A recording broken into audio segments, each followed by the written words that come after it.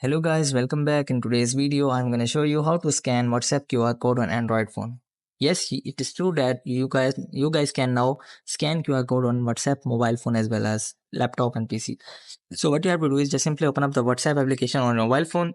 So after opening up the WhatsApp application on your mobile phone, just simply hit the top right corner of three dots. So after hitting these three dots, just simply hit the settings, which is last option.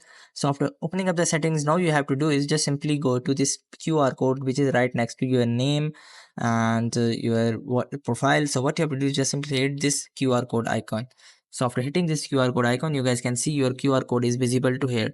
But if you want to scan a QR code, so for that you have to simply hit that scan button, scan QR code, and simply hit OK. And here what you have to do is just simply scan the specific QR code of the website, and you guys can transfer data very easily, or you guys can add contacts in this way.